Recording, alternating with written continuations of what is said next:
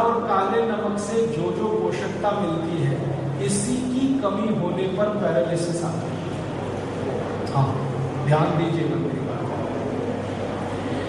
शरीर में सेंधा और काला नमक से जो पोषकता मिलती है, उसी की कमी होने पर पैरालिसिस आता है।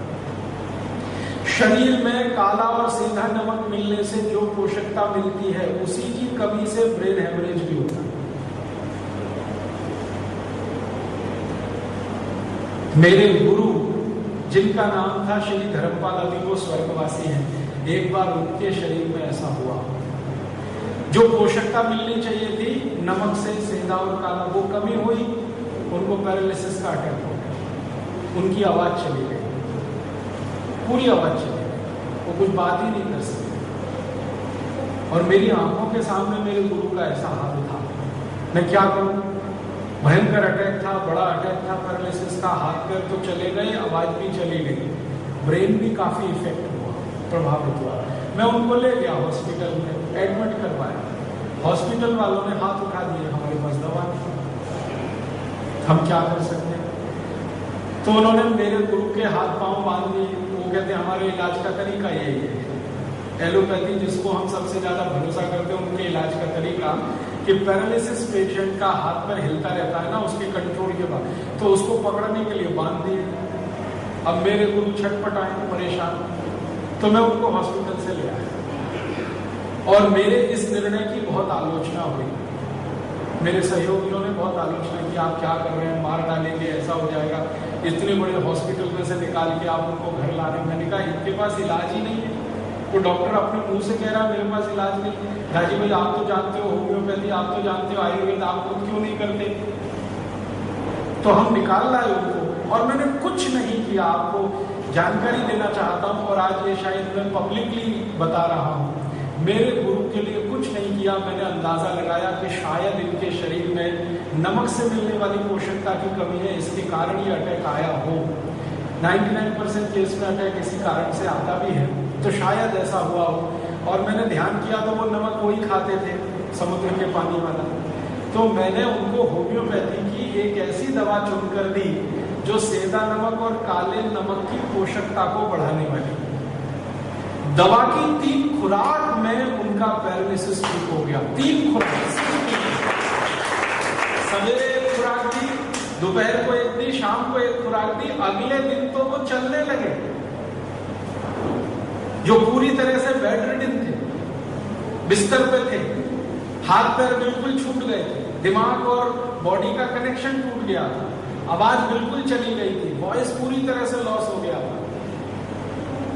सवेरे अगले दिन 3 दवा, 3 खुराक सुबह दोपहर शाम की लेके अगले दिन सवेरे मैंने देखा कि वो अपने से घिसटते घिसटते बाथरूम जा रहे।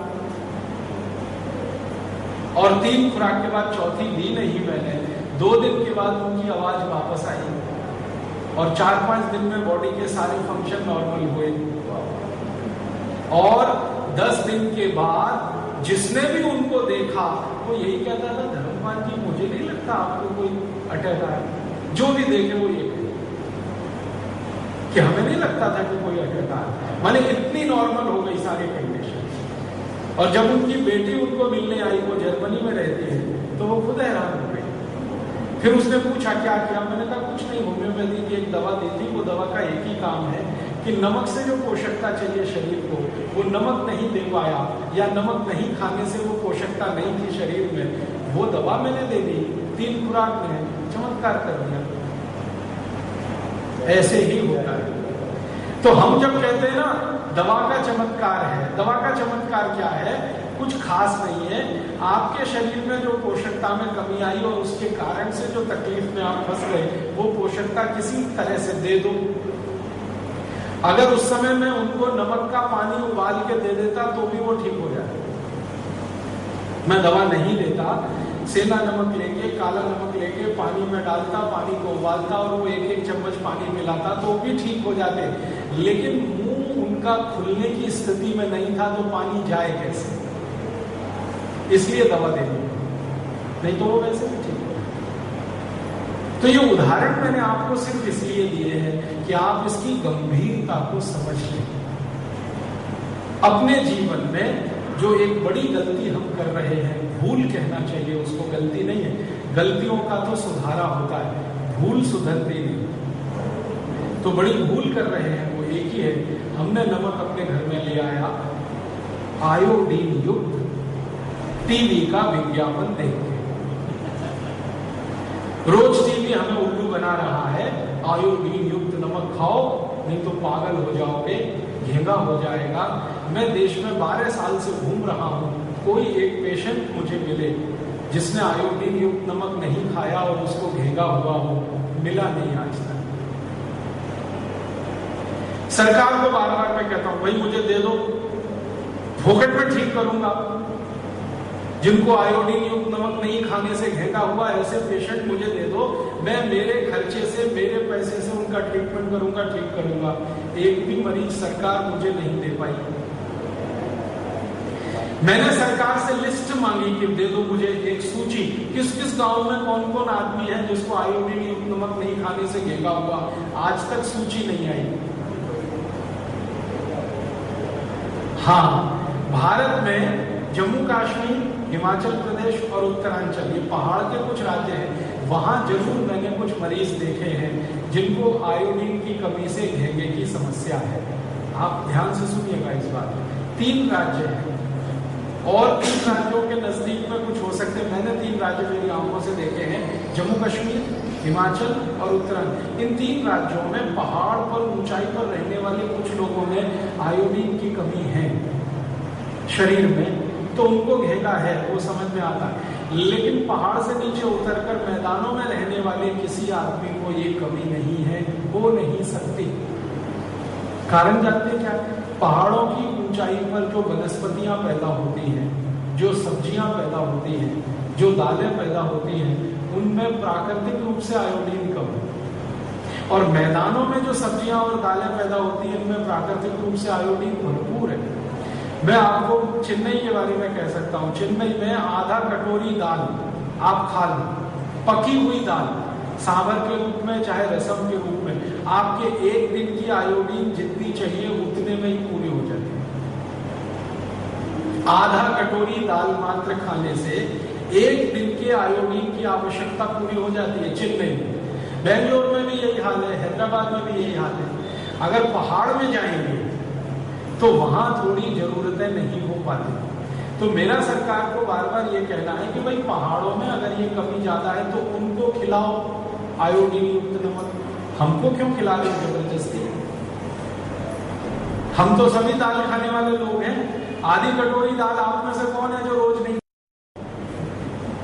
चाहे सुबह चाहे शाम, सभी खाते हैं। हम सब शाकाहारी हैं, बिना दाल के जिंदा नहीं रह सकते। तो हम सबको तो आयोडीन की कमी है नहीं, फिर जबरदस्ती हमको क्यों खिला रहे हो ये आयोडीन युक्त नमक? और अतिरिक्त आयोडीन जो शरीर में आया, ये क्या खुराफात करेगा, कोई बताता नहीं।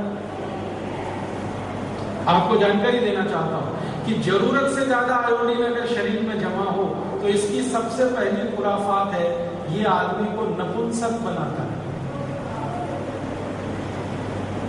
जिनके खून में जरूरत से ज्यादा आयोडीन आ जाती है वो कभी भी बच्चा पैदा कर नहीं सकते।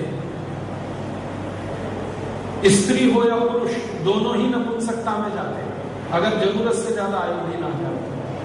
इतनी खतरनाक बीमारी जिस आयोडीन की अधिकता से आती हो, वो पूरे देश में टीवी चैनलों पर कभी नहीं बताया जाता। आधी बात बताता है टीवी चैनल, आयोडीन युक्त नमक खाओ, लेकिन ये आधी बात और बताने की जरूरत है कि आपके शरीर में जरूरत से ज्यादा आयोडीन है तो मत खाओ, नहीं तो नपुंसकता में चले जाओगे। अधूरा ज्ञान खतरनाक। और इसी के चक्कर में मैं देख रहा हूं पिछले कई वर्षों में हमारे देश में लोगों में नपुंसकता बढ़ रही है। शादी को 10-10 साल हो गए, 15-15 साल हो गए, बच्चे नहीं हो रहे। वो आते हैं, सिर पटकते हैं मेरे पास, क्या करें, कैसे करें। उनको छोटा सा ज्ञान अगर कोई 10 साल पहले दे देता कि भैया आयोडीन युक्त नमक मत खाओ, सेंधा नमक खाओ, काला नमक खाओ, तो वो यहाँ तक पहुंचते नहीं। उनको शादी के पहले दूसरे साल में ही बच्चे हो जाते हैं। तो विषय की गंभीरता को आप समझिए कि हम कितनी बड़ी गलती में या भूल में फंस गए टीवी के विज्ञापन में फंसकर। और टीवी में विज्ञापन कौन कंपनियां कर रही हैं? वो कंपनियां जो 15 पैसे किलो के नमक को 7 रुपए 10 रुपए किलो बेच रही हैं।